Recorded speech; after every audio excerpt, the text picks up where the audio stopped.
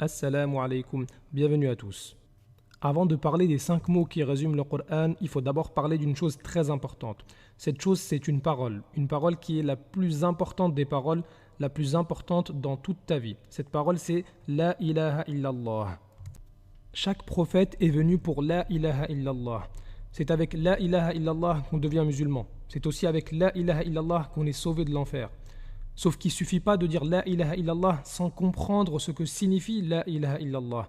Le prophète alayhi salatu wassalam, il a dit Man mata wa huwa ya'lam annahu la ilaha illallah dakhala al-jannah. Celui qui meurt et qui connaît La ilaha illallah entre au paradis.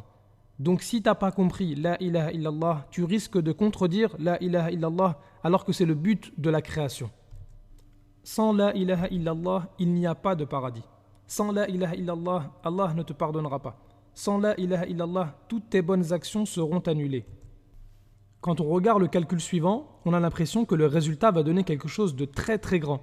Sauf que si on regarde bien, il y a une multiplication par 0. Et quand on multiplie quelque chose par 0, ça fait 0. Et donc si tu viens au jour du jugement avec plein de bonnes actions, mais que tu n'as pas La ilaha illallah, tout sera annulé. Alors ça veut dire quoi La ilaha illallah? Si tu crois que La ilaha illallah, ça veut dire qu'Allah c'est le seul créateur, ça suffit pas. Tu peux croire qu'il y a un seul créateur, mais ne pas l'adorer ou adorer quelqu'un d'autre. Alors c'est quoi le sens de La ilaha illallah? En arabe, La, c'est la négation. Ilaha, c'est celui qui est adoré. Illa, sauf. Allah, Allah qui est le Seigneur de l'univers. Donc La ilaha illallah, ça veut dire il n'y a qu'Allah qui mérite d'être adoré. Car il existe de fausses divinités. Il en existe plusieurs qui sont adorées en dehors d'Allah. Tu dois donc être convaincu qu'Allah est le seul qui mérite d'être adoré.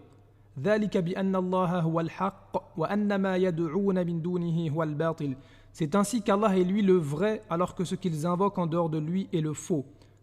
Allah est donc le seul qui doit être invoqué, le seul qui doit être prié, le seul pour qui on doit sacrifier, le seul par qui on doit jurer.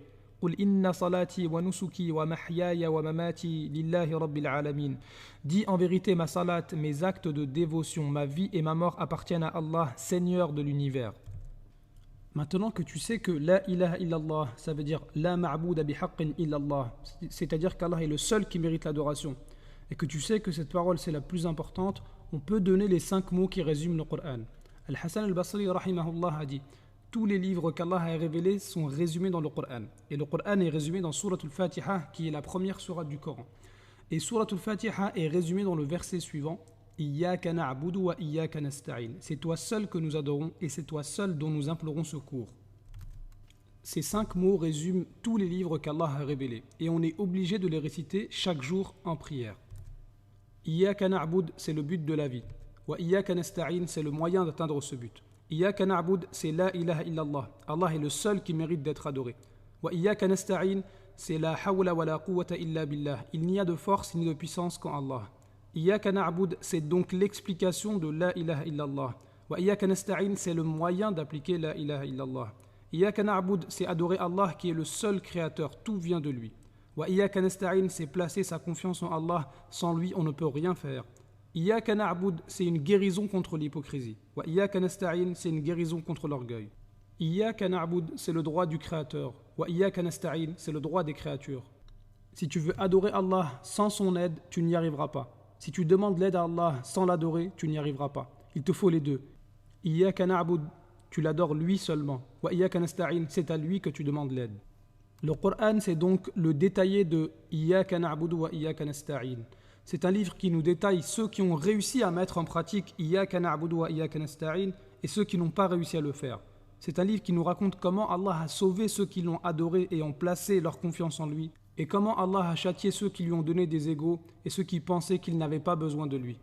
Le Coran, c'est un livre qui nous pousse à méditer sur la création des cieux et de la terre, une création venant de la part d'un créateur puissant et miséricordieux. Ainsi, le Coran, c'est le meilleur livre qui nous apprend à connaître et à adorer correctement le Seigneur de l'univers, car le Coran, c'est un livre de 600 pages, dont chaque page parle d'Allah. وما أرسلنا من قبلك من رسول إلا نوحي إليه أنه لا إله إلا أنا فاعبدون